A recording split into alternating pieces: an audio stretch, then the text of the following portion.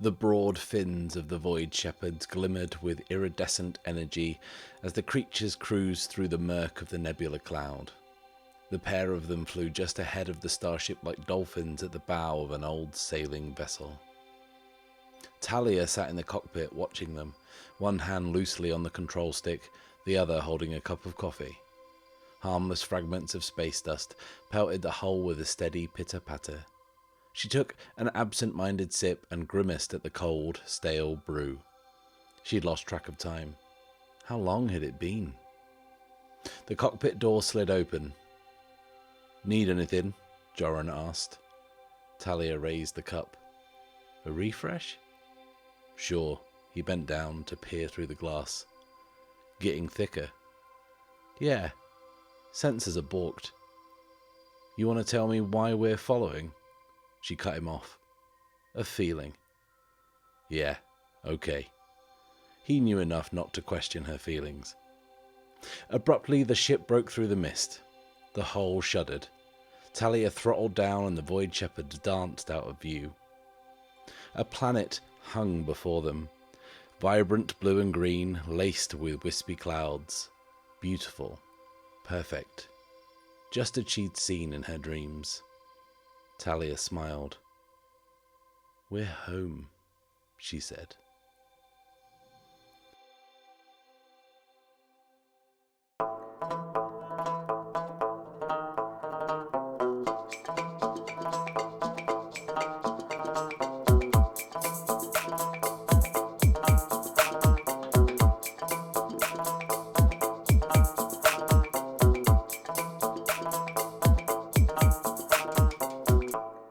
Hello, and welcome to The Bad Spot, an actual play podcast where I, Matt Risby, and I alone, am playing through Ironsworn Starforged. This week's tale from the Drift was from the maker himself, the one and only Mr. Shawn Tomkin.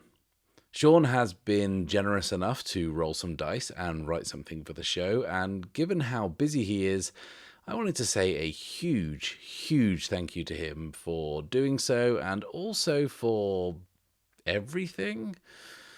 For Ironsworn, for Delve, and for Starforged, everything. It's an ingenious game, and I really do hope he realizes just how much people love playing it. Now, if you want to roll some dice and write something for me to read at the beginning of an episode next season, then submission guidelines and contact details are on screen now. And whilst I have you, why don't you leave a like, subscribe, and click the little bell icon so you can follow along with the campaign each and every week. These things are really important for supporting the channel and supporting what I do, and if you really want to support the channel, then why not check out the Bad Spot Patreon. There you'll get early access to all episodes, exclusive monthly behind-the-scenes videos, and your name on screen like these lovely people. Last time out, we finally leave Purgatory Station as Archer agrees to transport a mysterious passenger across the Delphian flux in return for safe passage and medical treatment for Luna. The passenger is a mystic, a shadow, and Archer has been given the task of transporting them to the apparent safe haven of Wellspring, a settlement on the ice planet of Cana. As they attempt to jump through the drift to reach their destination, their E-drive mysteriously keeps cutting out. Despite this, they reach Cana, but find little by way of settlements. They set down the closest that they can to the coordinates given, and land on a mighty glacier. The shadow seems to know where they are going and leads Archer towards a great ice cavern. Archer loses the shadow in the cavern and finds himself chasing them down a long tunnel. Not being able to keep up, Archer becomes lost and finds himself unwittingly at the exchange in the court of the Crimson Shards, a shadowy, clandestine faction operating in this sector. He is briefly interrogated by a mysterious woman whose questions revolve around Archer's purpose in the flux and also as to whether or not he crossed the spine of Kronos. Not wanting to give too much away, Archer keeps his answers vague and his cards close to his chest. The woman tells Archer he is free to go, but also leaves an invitation to return hanging mysteriously. With the handover of the shadow complete, the Eclipse sets off once again, this time to their final destination, the iron gate through which Cole and his crew were pulled. With the data from Cole's ship programmed in, they set off, but are once again frustrated by the limitations of how far they can travel in the drift. When they eventually arrive, Archer tests a theory to find the gate, discharging the surge blasters in all directions, hoping to spark some kind of energy reaction. The plan works, and the gate comes to life. Archer spacewalks out to the huge gate and activates it successfully, and as he is brought back safely aboard, they fire up the engines and jump through the gate into the unknown. Elsewhere in the Delphian flux, we see the gate's activation trigger an alarm on an ancient, colossal, city-sized spacecraft called Narthex Prime. This vast megastructure is the domain of the Pact, a sinister splinter group of the Soulbinders, who appear to be using the mysterious clear liquid we have seen being traded in this sector as a means with which to destroy the ancient and otherwise indestructible black iron. So, that was a lot. Well, now you know what the liquid is and what it does, and now you know a little bit about the Pact and the Crimson Shards, and it really is quite interesting, actually, to kind of go back after watching last episode, go back and watch the live stream that we did and see the kernels of those ideas form based on the rolls of the dice and prompts by chat, and like I found it really interesting to see how those ideas have grown and changed and have been kind of shaped into something else. But it's kind of interesting to see how it all started. So yeah, worth doing that. So anyway, what are we doing? Let's make a season finale. Pulling her scarf tightly up to her chin to brace against the early morning chill, Private Wade steps out of the refugio. She's a woman in her early 20s, with fair skin and tightly cropped auburn hair poking out from underneath a grey beanie hat. The Stone Guardians stand silent, as they usually do, watching the sun rising over the lush, green valley. The others hadn't wanted to watch Cole and the Outsider enact their insane plan, knowing it would only end in disaster. But Wade had wanted to see. She had faith in Cole and the Outsider, this Archer Barlow. He seemed to do things that worked out no matter how crazy they seemed. And this plan with the Drakes and the ring in the sky just seemed like an extension of that, and she couldn't just sit with the others and wait for them to die trying. At least they were trying. She puffed breath into her hand to warm them. She wondered where they were, or even if they had maybe already gone. She brought up her scopes and scanned the mountains, and she instantly caught sight of them. They are mid-flight, on the Drakes, heading towards the ring. And it's a surreal sight. She pulls the scopes down in disbelief as if to see it with her own eyes, and then brings the scopes up again and finds them in the sky flying in a V formation towards the ring. They are so close, they are nearly there. No time to call out to the others. There is suddenly a blinding flash causing Private Wade to drop her scopes and scrunch her eyes shut tightly and double over as if she'd stared right into the sun. When her vision clears, she brings the scopes back up and looks, but there is no one there. And now the ring's light is slowly fading to nothing, hanging in the sky as it did before the Outsider's arrival, dull and ominously lifeless. And she wonders if they made it, wonders if Archer was right, and this would transport them to another place. She had wanted to go, but felt she could do better here with the others. She knew that they could survive up here as long as they needed to, and some of the others have been so broken by the events of the past year that she just couldn't leave them. But now, looking up at the ring in the sky, or the Iron Gate as Archer had called it, she couldn't help but feel a pang of regret of not saddling up with them. Satisfied that it was now over, she turned towards the refugio. But as she did, she felt something that made her turn around. The ring, the Iron Gate, was now glowing again, and it was getting brighter, more intense. There was a distant hum that was slowly getting louder and louder as the gate glows brighter and brighter, and having just been blinded once, she turns away from it as the noise reaches a crescendo and the light builds to an almighty flash which floods the entire landscape with light. She quickly looks, and she doesn't need her scopes to see the ship. A spaceship. A real, functioning spaceship coming through the gate. It looked like an Outbounder-class vessel. Research vessels, the kind you'd see all over the Outlands. But this one looked different, with an unusual tiger stripe pattern all over its hull and wings. She starts to run to wake and warn the others, but the craft is nearly there. It wheels around above the plains down below and heads right for where she is standing, right between the stone guardians. The ship hovers above the ground between the two giant reptilian statues, then sets down. And Wade instinctively reaches for her gun. It's the soldier's training. But she left it in the refugio. The landing ramp comes down. And then after what was only a few seconds but seemed like an eternity to Wade, a gaggle of drakes spill out onto the ground, honking and squawking, dashing around in a frenzy of excitement. And the others have now come out of the refugio to stand alongside Wade. The next person out of the ship is the outsider, Archer, and then Cole, and then the others. And they are hugging and laughing with everyone, no matter how confused they look. They literally went through the gate less than a minute ago, and now they are all back, and they look haggard and older. And Cole says, "We've got to go now." And there's this pause because maybe some of the survivors don't realise this is actually happening, that this isn't some dream, but they really are getting out of here. And everyone loads up quickly. They've done enough drills to be up on their feet and ready to roll in a few seconds in their time, and pretty quickly everyone is aboard. The last to board are Archer, Cole, and the others, who went through the gate just a matter of moments ago. They are saying what looks to be an emotional goodbye to their drakes. The rest of the survivors are perplexed by this. And then Wade hears a voice from the cockpit. She turns to see a girl with green and blue streaks in her hair, sat with her leg propped up on a ventilation unit, her leg and arm both mechanically braced. And the girl says, "Might want to give them a minute with the lizards. They've been through a lot." And then they board.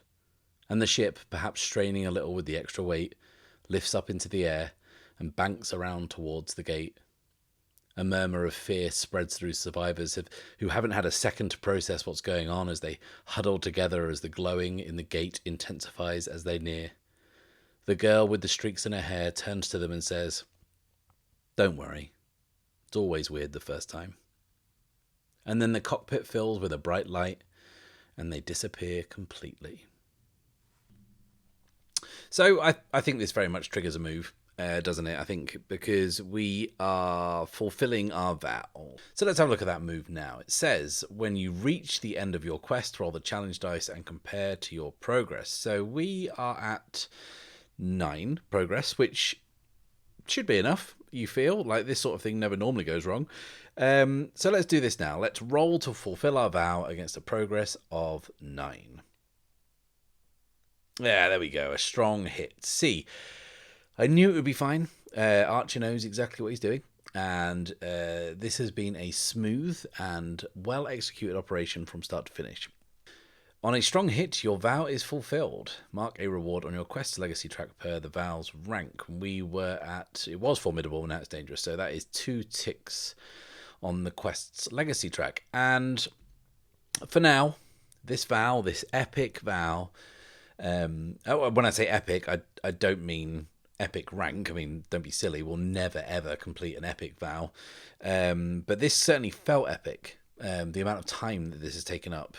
This vow is finally fulfilled. If you think that Archer arrived in this very place, through this very gate in the Season 2 opener, and that was 23 episodes ago.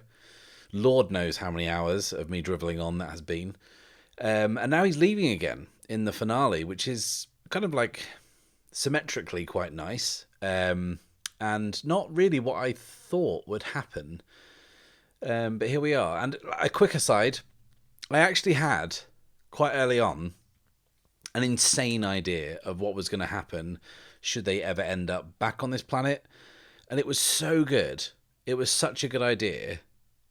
But it would have fundamentally broken the narrative of the entire universe in such irreversible, irreparable ways that like it would have been like story-wise an absolute nightmare. So I ditched it, and it's kind of too long to go into here, so I'll just tease you with it, and maybe like I'll share it on a live stream or something, or like I'll kind of do something for patrons or whatever. But it was like really cool, like if not completely and utterly wrong for the story. If I kind of gave you the TLDR, like it would have made you all go ooh, and then like 5 minutes later you'd have been like, okay. So yeah, that's why I didn't do it. But anyway, let's press on. The strange ancient craft has been trawling the very fringes of the flux for weeks. It probably used to be a harvester or a hauler at some point, but it had been modified over many decades, way beyond its original purpose. It was an ugly thing, bulky and functional. Some of the amendments to the ship had been purely decorative. In the centre of the flat, boxy hull was a glass structure, a conservatory, a long, wire-framed structure with curved windows like you'd find in a botanical garden. But nothing grows in here. Acolytes pace and pray the length of the conservatory, waiting for the signal. At the ship's prow, 2 long crane arms reach out, grasping into space. And at the end of each arm, something is suspended. A small glass gibbet. And in each gibbet, there is a shadow, blindfolded and clamped into place with mechanical restraints. These shadows are being used as dowsing rods to divine a source of energy only they can detect. The type of energy that resonates through the black iron in their skin. Weeks had gone by and the shadows had not stirred and the alarm had not sounded, and the acolytes continued to pace and to pray. But then, that all changes. As the ship moves steadily around the area to which they were dispatched, the shadows awaken, and a great bell tolls, causing the acolytes aboard to interrupt their worship and to crew their stations. The machinery on board is old and analogue. Levers are pulled, handles are cranked, and dials are turned. 2 lengths of chain descend from underneath each crane arm, and at the end of each a censer, burning brightly and spewing green and yellow smoke all around them, billowing, shrouding the ship. Inside, the acolytes, not manning their stations, continue to worship, rocking back and forth, muttering incessantly. And then something is released from the front of the ship. A spool of long cable, at the end of which is a master. Specially chosen for this role, his spacesuit is barely a suit at all, more a sarcophagus with movable arms and a circular window through which he can see. The sarcophagus is decorated with flourishes of copper and bronze. The master is unspooled, moving through space, and the decorative flourishes start to glisten in the light of the iron gate, which slowly glows purple as the ship approaches. As the shadows grow more agitated, trying to free themselves from their restraints, the glowing of the gate intensifies. The master gets closer, and in the glass structure, chanting has begun. Not collective, but individual, making a tangle of words and noises becoming inaudible. In the master's hands is a device, about the size of a shoebox, and composed of 2 canisters and 3 dials held together with lengths of copper wiring. And the master holds this device out in front of him with great reverence, getting closer to the gate, closer to the glowing purple ring of light. And he can feel its immense, ancient power, a wicked energy that must be purged from the forge. For a master, he is young.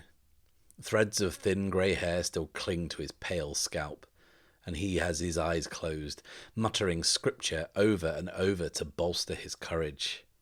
And his faith gives him the strength to reach the gate, and as the tether goes taut, holding him a few feet from the structure, he can reach out to the black iron with the device. And he can feel the power of this thing, this energy, but he stays true to his faith. He is not tempted, and he reaches out, securing the device to the smooth, flat surface. He sets the dials moving, with mechanical hands ticking around, counting down to some divine deadline. He pulls his hands away to give the signal that he has attached the device, and as he does, he is quickly pulled back, but isn't pulled back into the ship. He is left to float halfway, continuing to face the gate and raising his arms. The rest of the acolytes on board now stop what they're doing and gather to watch, gather to see the end of this structure, one more blight to the precursors left behind, now gone from the forge for good.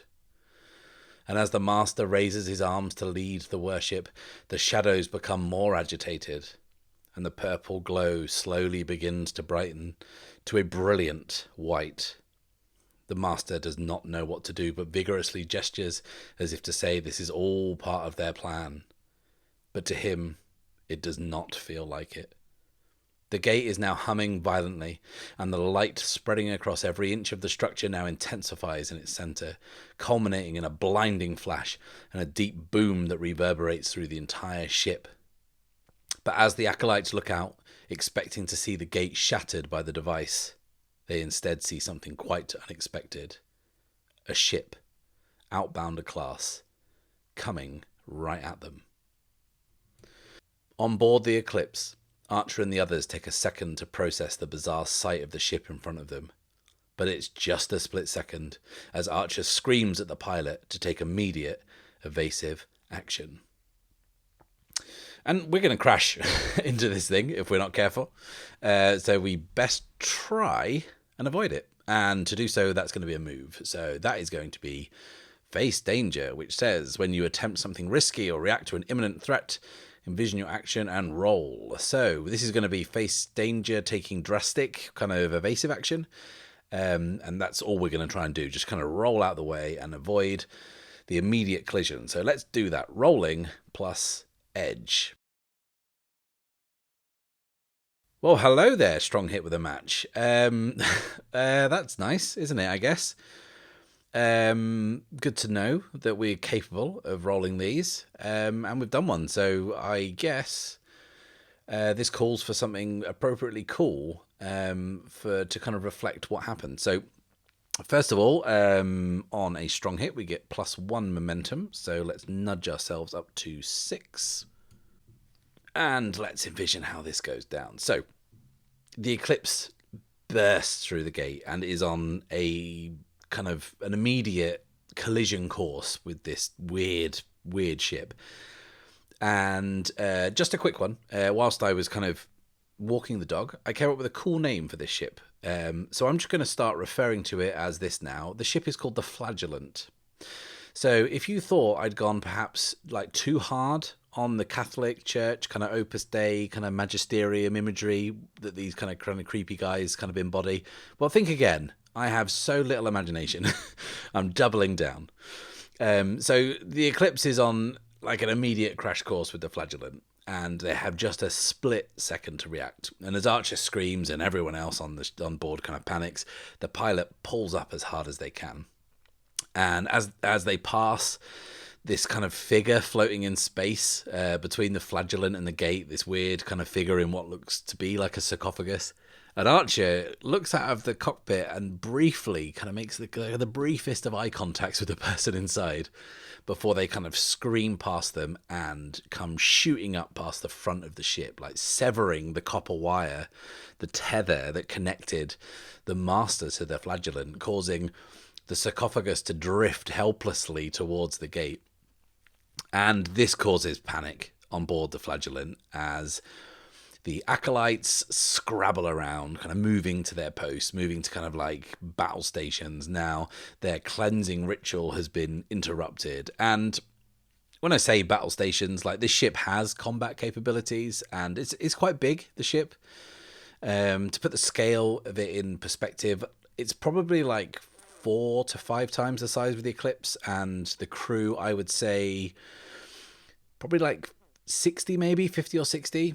And like most of them now are trying to kind of get to their battle stations. And in terms of offensive output, I think that this ship, like towards the back of it, has two large domed gun turrets, kind of glass domed gun turrets, each with like a double-barreled cannon.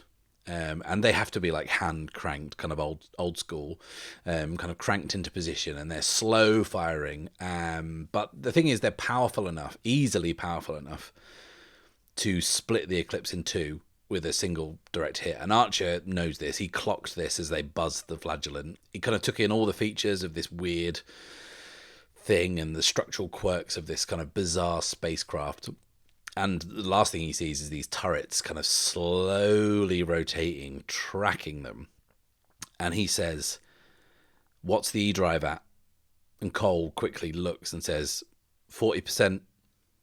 And Luna says, "Can we outrun them?" And Archer says, "Not for long. Swing us around. Bring the surge blasters online." And there's this kind of like almost instant, widespread disbelief at the suggestion that they move into attack position, because they will be absolutely shredded if they get caught in that cannon fire. And Archer says, "It's okay. I've got a plan. Luna, drop the tow cable on my signal." And she doesn't even kind of question it. Like, she just hobbles quickly through the cockpit, back through the hold, pushing past the huddled survivors. And through the cockpit, all these survivors can see the flagellant, like framed by the fading light of the gate behind it. And they can see the flagellant is wheeling its guns around towards them. And Archer says, "Fire!" And Cole unloads with both blasters, sending these ragged white balls of energy towards the ancient craft. And the turrets are firing. But as they're turning, kind of like the shots are going wide of the Eclipse, but as the turrets are rotating, the arcs of fire are moving closer and closer to hitting, and it's just a few more degrees and the Eclipse will be bang in the deadly crossfire. But the surges hit first, and they send these fizzing white arcs of electricity spreading outwards from the impact, causing the turrets to grind to a halt before their firing arcs can center on the Eclipse. And on board the flagellant, the alarm bells are deafening, and they're like literal bells. Like, there is like actual people like ringing these huge bells, and everything goes dark. They lose power in system after system, and the Eclipse is coming in, and it buzzes between both turrets and is about to pass over the ship, like incredibly close. And Archer shouts, "Luna, drop the cable." And Luna pulls a lever, which unspools a heavy tow cable from the underside of the Eclipse, and it trails this large, heavy electromagnetic hook beneath them. And then Archer spins to look to the rear viewport as they pass the flagellant, and watches the hook scraping along the hull, putting this deep gouge in the bodywork, and then smashing into the glass conservatory in the center of the hull, sending shards of shattered glass into space, along with the pinwheeling bodies of dozens of acolytes. And the Master is watching helplessly on as his ship is being torn apart by this tiny thing. All the while, the device he planted on the gate continues to tick down, the dials slowly turning. And Archer says, "Cole?" And Cole says, 80%. And I think at this point Archer is quietly panicking, because he can already see that the surges are starting to fade. The energy is dissipating through the other parts of the hull, and he can start to see the cannons begin to turn again, and quicker this time, with like more urgency. And at the front of the ship, in these glass gibbets, are both shadows, and they have been held captive here for who knows how long. But now they have been freed, because their restraints were mechanical, and in the brief power outage, they have been able to get themselves loose. They are free and able to take off their blindfolds, and they can see the chaos around them, the flagellant wreathed in the greenish-yellow smoke from the scepters, the Master floating in space, the shattered conservatory, and this smaller ship roaring past them. And then the gate. The gate, the thing they have been used so crudely to locate. And they watch the eclipse as it weaves between arcs of gunfire from the turrets and almost in sync with one another. They begin a sequence, moving their hands in this instinctive way, circles within circles. And then the gate begins to glow, and they keep moving through the sequence quicker and quicker, and the energy burns so brightly, so intensely, more so than Archer has ever seen a gate do before. And in the blink of an eye, there is the familiar flash, followed by the familiar boom, and the Master, the flagellant, and all aboard are pulled through the gate. But the gate continues to glow powerfully, which is sort of bad news for all aboard the Eclipse, because they too are heading towards it at great speed. If they get too close, they will be pulled through also. So Archer is trying to get to the cockpit, pulling himself through, using bits of equipment to steady himself, and they've only got a matter of seconds until they are through, and the pilot is trying desperately to pull the yoke to the right, but it's no good. They are hurtling towards the gate, back through to who knows where. And they all brace themselves for the flash and the boom. But instead, there is a very different boom. It's more explosive in nature. Because on the gate, the dial on the device has ticked down. The hands have completed their lap around the face of an ancient clock face. And one of the canisters on the device detonates, and it shatters the other, sending a fine mist into space, one that almost instantly darkens the gate, allowing the Eclipse to pass harmlessly through what is now just a giant, dark metal circle hanging in space. And as they pass through, Archer looks back out of the rear viewport to see the lower quarter breaking away from the rest, which in turn starts to slowly crack and break into pieces. So that's what a strong hit with a match gets you in my game. That was pretty cool. I kind of enjoyed coming up with that. I thought that was an appropriate way to resolve that. And I think that after that, like, everyone on board just needs a minute, right? I think that they just need to process, and I think that they power down and recharge, and everyone takes a breath. And now there doesn't seem to be any kind of immediate threats in the area. I think they realize that everyone needs it, not least the traumatized survivors who have just had the most insane few minutes of their entire lives, I would have thought. And I want to make the survivors the focus of this kind of small scene here, because I think there are some questions to answer, and namely how Cole and Archer returned in a ship a matter of seconds after they disappeared on the Drakes. And that is explained to the survivors by Cole, and that's also when Cole has to break it to the group that the gates have had a distorting effect on time. And after he relays what happened when he ran into Blake Sutton, he tells them it's apparent that several decades have passed in the short time that they were stranded down on that verdant world. And that's kind of pretty devastating emotional news to receive. And Archer and Luna, who are kind of taking a step back from this, sort of process that for the first time and what that actually means. And they watch as the survivors emotionally react to the fact that they have lost that time and have most likely lost family and loved ones. And there is no reversing that. And Cole must have been carrying the weight of delivering this news to the others all this time. And Archer watches as he breaks it down for them, compassionately and empathetically. And Archer is kind of in awe of that kind of leadership, that kind of responsibility, especially in someone who is so young.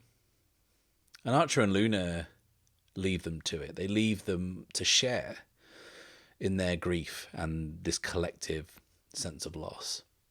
And it's something that, like, only this small group of people in the entire Forge will share. And that's deeply personal.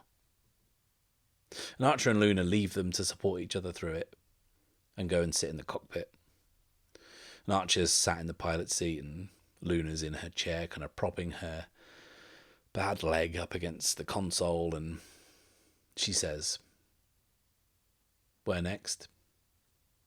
And Archer kind of says, "I guess we need to get them to wherever they need to go." And Luna says, "And after that?" And Archer just kind of thinks about it for a second and says, "Honestly, I don't know." And he looks tired, like really tired. He looks exhausted by everything. And he kind of gazes out of the cockpit window. And they can see that the other half of the gate is now starting to slowly break up and drift away. And Archer continues and says, "The closer I get to where I'm going, I seem to get pulled further away. And I don't know how to get back on track. We're all the way out here and it all just seems to be obstacle after obstacle. Someone else standing in our way. I don't know. It's just endless. And after we take them where they need to go, I honestly don't know." And Luna, who's been kind of quietly nodding along with what Archer says, leans in and says, "Well, I do. We keep going. And we take every obstacle as it comes. And anyone who stands in our way better move. Because we have to keep going. We have to. Because we don't have anything else. It's just us." And in this small way, I think that seems to comfort Archer. And he manages the faintest of smiles. But then Cole enters and says, "We're pretty close to home. Well, where we were stationed. It's been a while, but it seems as good a place as any to take us. Maybe we can find someone who we might know who might still be around. It's not much of a plan, but it's what we got." And Cole, has clearly, the kind of the weight of what he's had to do with the survivors and what he's had to tell them has clearly taken an emotional toll. And Archer just kind of nods. And if we look at the sector map, Cole is talking about Paragon 6, which is over here. That's where Cole and the others were stationed when they were peacekeepers, because back then Paragons were peacekeepers. Now they are mercenaries. We don't really know what happened. And I think that is going to be where they would want to go. And we know where this is. We have all the data. So this is going to be a move. And once again, that move is going to be set a course, which says when you follow a known route through perilous space, across hazardous terrain, or within a mysterious site, roll plus supply. So let's just get these poor people home. We're travelling to Paragon 6, making the move, set a course, rolling plus supply. Well, well, well. If it isn't our old friend, a miss with a match. And there's nothing our momentum can do about that one. That is just a fucking disaster. So a strong hit with a match followed by a miss with a match. Okay, so on a miss, you are waylaid by a significant threat and must pay the price. If you overcome the obstacle, you may push on safely to your destination. So what could that mean? What is that going to mean? Now, one thing I'm very wary of, given that this is the finale, we're trying to wrap up the story for this season, I don't want to just get to this place after all this and have something else get in the way. But I fully appreciate that I rolled a miss with a match. So I think I'm just sort of going to fudge this a little bit. And instead of being waylaid by something else, what I want to focus on is to kind of think about what might have happened to the place of Paragon 6. Because what I think this miss with a match could represent is that, like, given that a few decades at least have passed, right? I think what this miss with a match could represent is that kind of also kind of inferring what happened to the Paragons that we encountered, that they're now mercenaries rather than peacekeepers. What I want to do is explore the idea that maybe Paragon 6 is now a very bad place. Like a really, really, really bad place. And one of the things I think that we rolled up on the live stream that I've kind of got in my notes here that I haven't kind of used yet is was newly found resource lures greedy treasure hunters to the sector. Now we know what the resource is. So what we could say is that what if what used to be this stronghold of the peacekeepers in this sector, this kind of like beacon of like virtue, has now become kind of like the dumping ground for like the worst, most cutthroat mercenaries, bandits, treasure hunters, fortune seekers that you can imagine. It is an absolute hive of scum and villainy, to use a phrase, but like dialed up to 11. This kind of lawless, deadly place that has maybe kind of reverted to some kind of like feudal state where perhaps there is like one or two or more kind of like of the baddest criminals and they hold sway. And in addition to all this, in addition just to that general idea of this being a bad place that has changed a lot since they were last there, in addition to that, I will roll on the Story Complication Oracle too, because more problems are good to add to the mix.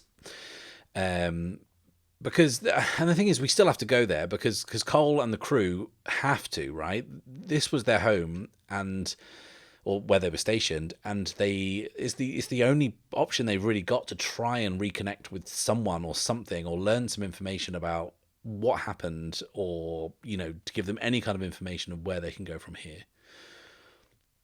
So that's what we're doing. And I think that once again, the journey plays out like the last two journeys we've had. There's this kind of like stop-start nature with them dropping out of the drift kind of repeatedly, like unexpectedly, kind of frustratingly. And as a result, the journey takes the best part of a day when it should have just taken a few hours. And they're coming to the end of what they are certain will be the last jump. And everyone on board is just tired, just exhausted by this endless slog of a journey. And they're just hoping they can find someone to look at the E-Drive when they arrive at Paragon 6, because this just won't do. This is just not a good way to travel. But that's a problem for later, right? Because for now, as they drop out of the drift and the deep space station of Paragon 6 comes into view, it appears that they have some more immediate problems. I think the first thing that strikes Cole is just how much bigger this place is than it used to be. And it's such that he's not entirely convinced that this isn't just a whole new station. Because when they were posted here, it was a small circular facility that could house perhaps 200 to 300 peacekeepers and staff all told. But this place was now easily 20 or 30 times the size of the original station. And as they get closer, Cole can kind of start to figure out what's happened, because he can see what was the original structure at the top of this new settlement. However, increasingly larger structures have been built underneath it, and it has kind of like 4 or 5 more levels below, and each one is twice as large as the one above. And then at the bottom, on the lowest level, these long, oblong structures, each maybe a few kilometers long, shoot off in regular intervals. And so, like, if you were to look down on this structure from below, it would look like a wheel, and these oblong structures would look like spokes. And along these spokes are hundreds of ships of various shapes, sizes, and purposes, and they're coming and going. Although, from what they observe on their approach, it is almost entirely ships making journeys between different spokes on the wheel rather than arriving from somewhere else. And as they near, some clearance data comes up on the monitor. And I think included in that is, and I think we need a new name for the station, because it doesn't seem right that this is called Paragon 6 anymore. This needs to change. So it is now known as, and let's roll on the Oracle, it's now known as 44 is Last Port. Okay, this is Last Port. The pilot looks back at Archer and Cole as if for permission, and they both nod. They have little choice but to investigate this place. They're here now. So I think now is as good a time to roll on that story complication oracle to see what we want to kind of fold into their arrival at this place. 64 is trap is sprung. Okay, so either we were followed here, which that actually can't be right, can it? Because we got here through a gate. So maybe someone is waiting for them. Maybe kind of a description of the ship or them, the people on board, has been posted somewhere. And they are now, like, alerted to their arrival. Yeah. I think that's it. That follow doesn't make sense. There's someone waiting for them there. That works. Okay, so as they dock, we see that there is sort of this kind of booth, and it's up quite high. It's like the cabin you'd see on a crane, and it's sort of like this kind of central control tower of that spoke specifically. And there's this guy just in there wearing a yellow boiler suit with his feet up on the console, and he's kind of middle-aged, kind of olive-skinned with a wiry salt and pepper beard, and he's just kind of watching the ships that are coming in appear on his monitor and just kind of just casting his eyes over them. And then there is suddenly one entry on the screen that is unlike the others, and all these lines of data, this one turns red, and suddenly he's very animated. He kind of leans forward and checks the docking bay number on the screen, and then he grabs some scopes and he looks to see if he can get a visual confirmation of what the data is saying. And he scans the spokes until he finds the bay that he's looking for, and yes, the Eclipse matches the description of an Outbounder-class craft that is on some sort of list. So he puts his scopes down, and he sends like a quick sort of kind of Morse code type message on this little gadget. And from there we cut away to another person who is somewhere else on another one of the spokes, and they're kind of leaning against a wall, kind of idly. And it's a woman who wears a scarf over her mouth and nose, leaving only the upper half of her very pale skinned, almost kind of perfectly white, kind of porcelain face showing. She calmly looks at a readout that's receiving a Morse code type message, and out comes this little ticker tape, and she tears it away and reads it. Then she brings up a small device and burns it and walks away purposefully. And as it does, she kind of like swooshes this cape over her shoulders. But before it settles around her body, we can see that she has twin pistols tucked into her belt behind her. Back at the ship, Archer and the entire party of survivors are in the landing bay of the spoke to which they were assigned, and they've landed. And Archer is saying to everyone, "We had better split up." And Cole says, "We'll try and find if anything or anyone remains of our old outfit." And he kind of looks around and says, "Although I somehow doubt it." And Archer says, "We'll try and get someone to look at the E-drive and see if we can get a read on where to go next." And he has Luna and Griff with him. He hands Cole a comms unit and says, "Stay in contact." And he also looks around, kind of disconcerted, and says, "Something tells me we won't be here for long." And Cole kind of nods in cautious agreement, and they part. to go their separate ways to try and find their separate bits of information. And the vibe is like instantly, like, sketchy seems too mild a thing to say. This place is kind of grim. Like, it's dirty and run down, which in and of itself isn't unusual, but it is bustling with people, all of whom look like they would kill you for a sideways glance, like, which again isn't unusual in the Forge. Like, it's a dangerous place, the Forge, but here it's literally every person. Even the ground crew in the landing bay look like murderers. And unlike the rest of the Forge, where like people generally tend to keep their heads down and they keep their business to themselves, everyone here is eyeballing them the minute they step off the ship. And as Archer, Luna, and Griff start to move into and through the interior of the spokes, they feel like they are being watched. They feel like they're being followed and intimidated every step of the way. And they work their way through the interiors. And they are just crowded. This place has got like a massive population, like way too many people for the size of this place.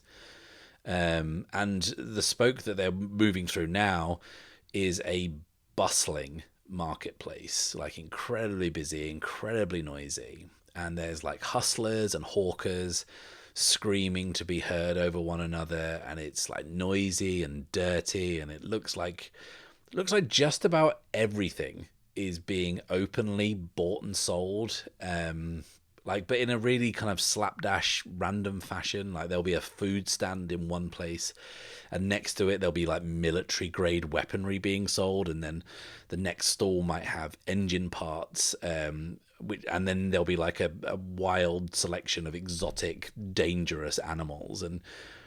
And Archer and Luna are both super wary of getting lost or separated, so they stay close and they stay in constant visual contact. And Griff trundles along beside them, and he too is being eyeballed by the crowd, like no doubt the value of his component parts being appraised as he rumbles on. And I think we'll leave Archer and Luna here and cut to Cole. But we're a few hours on, like a good like 5-6 hours down the line. And he and a few of the others are in a bar. They have been trying as discreetly as possible to find someone who might have any kind of connection to their old outfit for hours, with no luck. And they are up in the original section of the station. And that section of the station, which was the entire station when they were posted there, has been renamed the Citadel, which is no doubt a nod to its military past. But from the looks of it, that name is perhaps the only remnant of the original Paragon 6, because that structure now appears to have been almost completely repurposed as kind of like a pleasure district, which also might seem too strong, because every other establishment is now a kind of a stim hive or a pleasure house or a dive bar. And they find themselves in one such bar, and it is a real low-down, dirty spot. Low-ceilinged and dingy, thick with smoke, and the smell of an incredibly strong alcohol being distilled somewhere on the premises is incredibly overpowering. And it's an appropriate place for the dead end that they have found themselves in. And they drink their overpriced, disgusting grog and ping Archer on the comms to tell him that they have pretty much come up empty and exhausted every kind of avenue of investigation, and that they will meet him down in the landing bay in the next hour. And despondent and dejected, they turn to leave. But as they do, they hear a voice from one of the booths. It's kind of inaudible at first, and they ignore it because they're wise enough not to get into kind of crossed words with any of this bar's patrons. But then the voice repeats, clearer this time. Captain Petrov. And that's Cole's surname. If I'll just tell you that if none of you remember that detail from 18 episodes ago. And that stops Cole.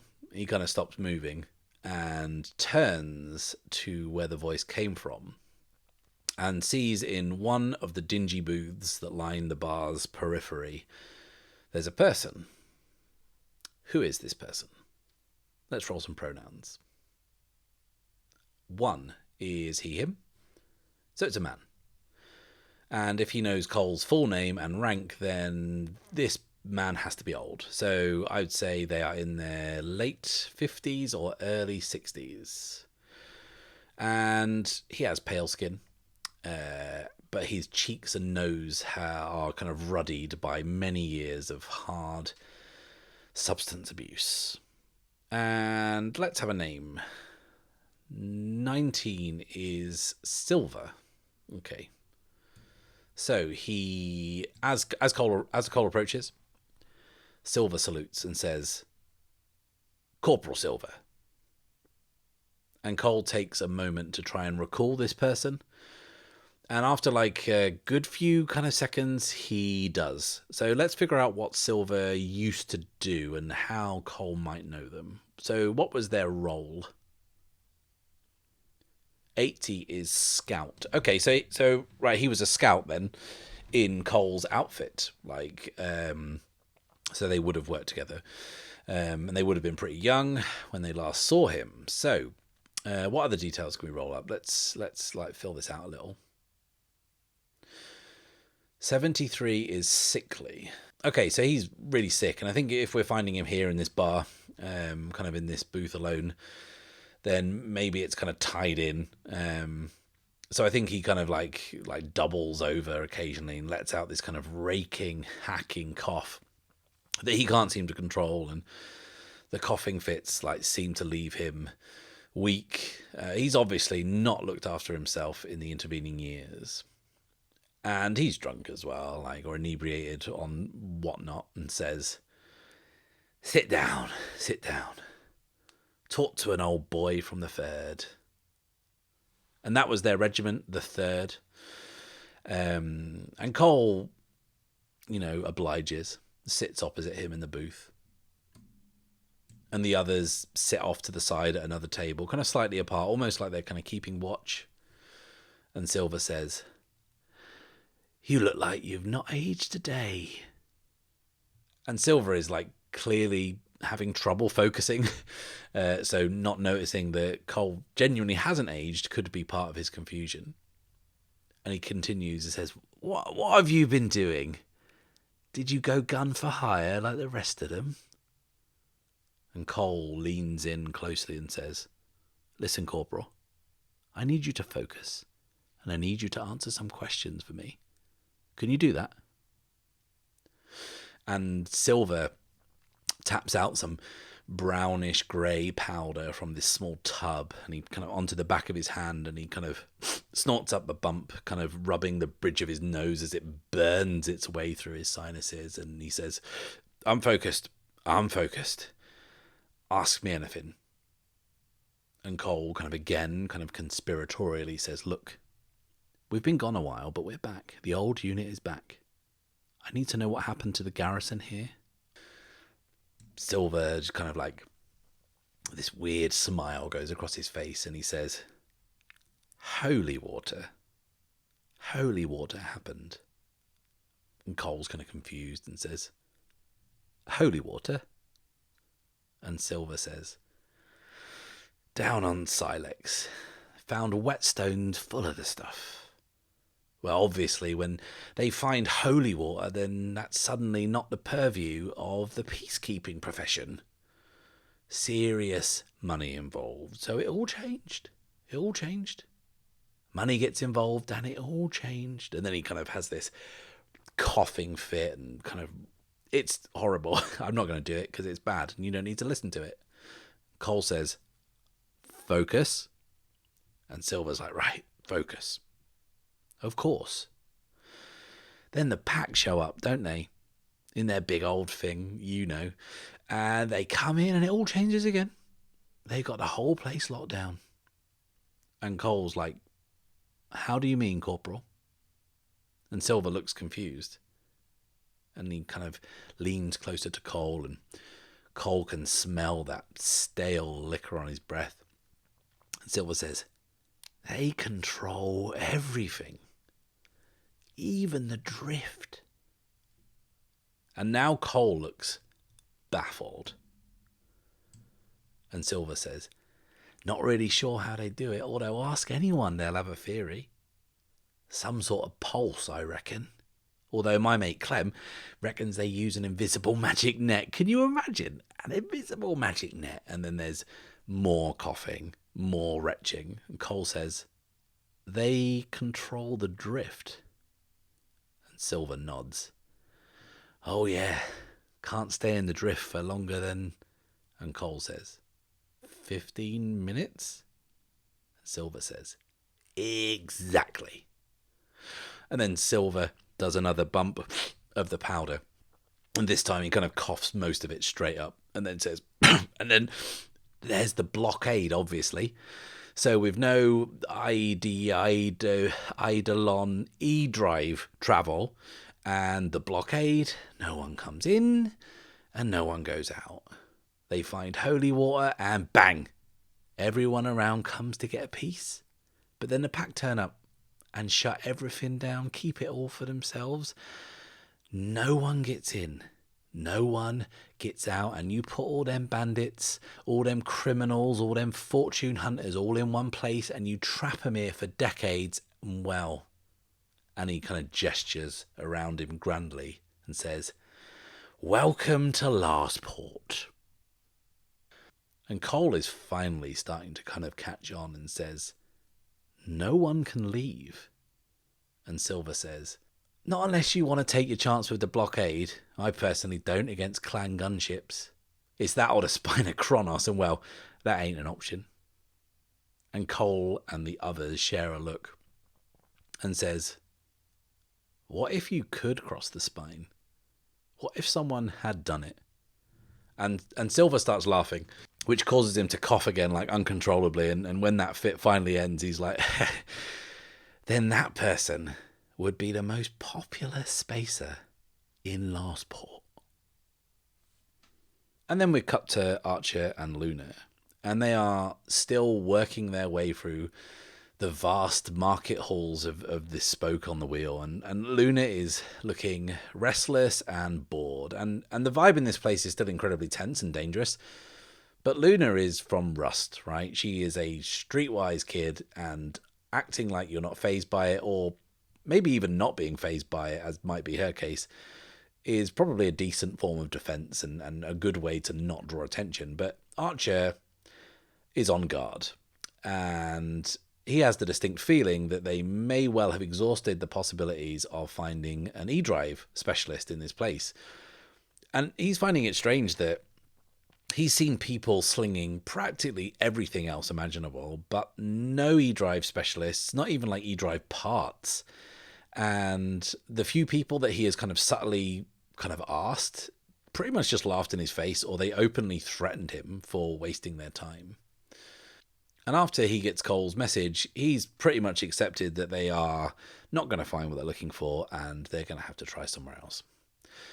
And as he's getting ready to give up and tell Luna that they are heading back towards the ship, he feels something in the small of his back. It's hard and it's metal, and he guesses it's probably a gun. But in the few seconds it's taken for him to put this together, he has been forcibly dragged off behind one of the stalls, and he feels a body press into his back and a woman's voice in his ear. And she says, try anything, and not only will your spine leave your body through your stomach, the girl will suffer. I'll make sure of it personally, and you'll spend the last agonizingly painful moments of your life watching. Is that clear? And Archer says, well, when you put it like that, I suppose. And he doesn't get to finish that quip before the bounty hunter decides he's not worth the headache and knocks him unconscious. Out in the market, Luna turns to ask Archer if they can give up and go. But he's gone. He's not there. And Griff is looking up at her, and she says, Where'd he go? Well, what were you doing? There's a surprise. And she starts to pace the length of the market, moving quicker and quicker, searching for Archer, looking everywhere, looking at faces, scanning the place. And her leg is uncomfortable. It hurts in the brace. But she tries to push it to the back of her mind, tries not to panic.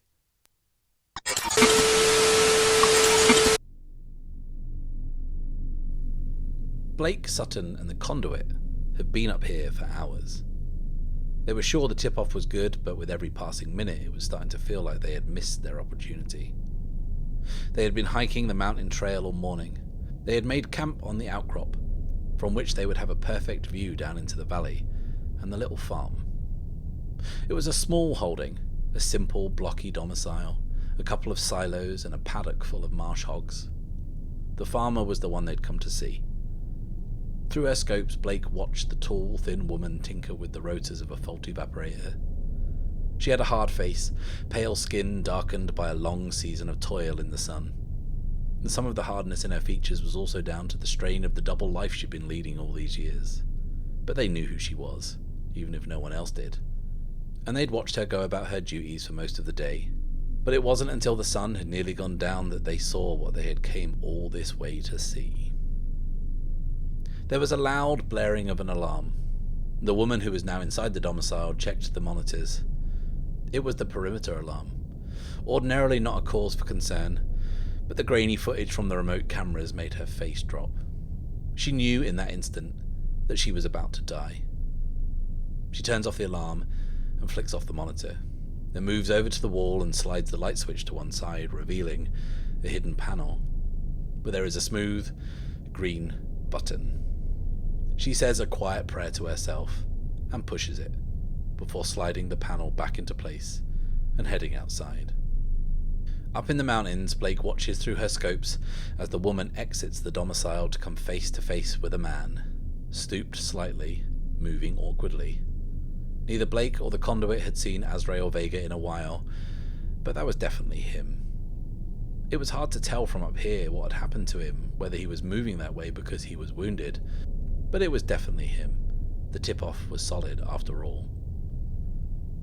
Down on the farm, the woman says, "You're wasting your time."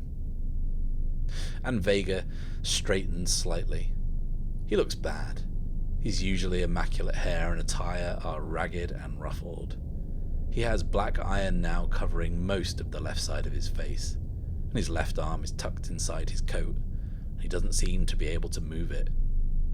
He is in immense discomfort. And he says, "That, I somehow doubt, is true." And his eyes begin to glow with that yellowish pink light, more intensely than ever before, so intensely that Blake and the Conduit can see it from all the way up here without the scopes.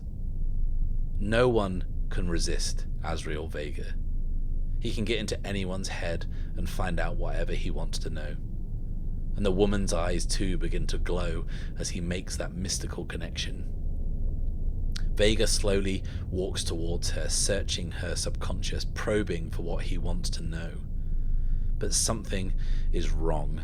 He can't get a clear picture. Too much is racing through his thoughts, too many images, places, people, and not just from this woman, from other people, people whose thoughts he has probed. It is becoming a disorientating haze of information. And they see it from up in the mountains. It happens so fast. 1 second Vega was within a meter or so of the woman, and the next there was an almighty crack, and the two of them were flung apart. Vega lying on his back, a good 20 meters away. The woman, every bone in her body smashed to dust, lying in a crumpled heap at the base of the wall of the silo. Vega slowly gets to his feet, and the strongest image in his mind is not from the woman he has just killed with the power he can't control. It's the image of someone looking down at him from the mountains. Through her scopes, Blake sees him look up and look right at her, and she says, "We might be in trouble." Inside the domicile, the button behind the secret panel continues to flash.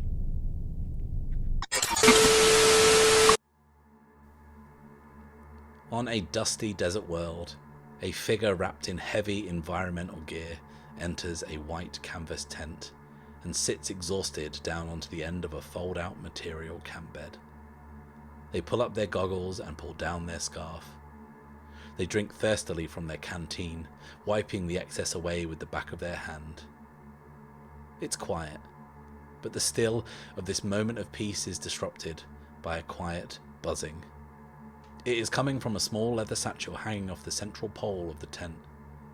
The person moves over and pulls out a small device. It has a blinking series of lights and 2 buttons. Professor Zari Darwin looks worried as she silences the buzzing with the press of the first button. She then thinks long and hard about what to do next, her pained expression somewhere between anger and resignation. She closes her eyes and presses the second button.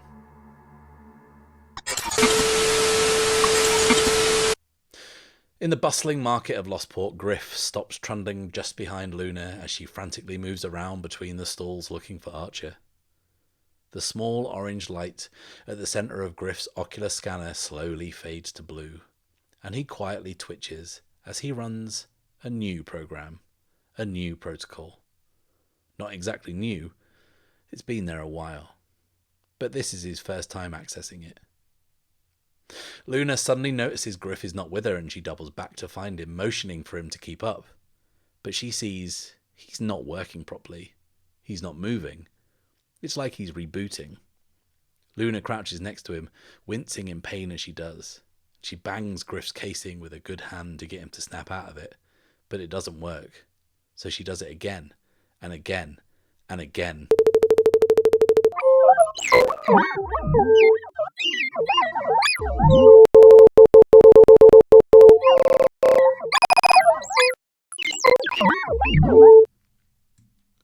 Okay, slow down.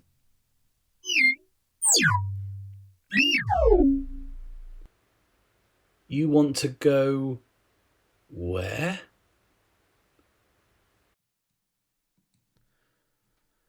Thank you a million times. Thank you for watching. Please like this video, subscribe if you've not done so already, and click the little bell icon so you can be notified as soon as the next video drops.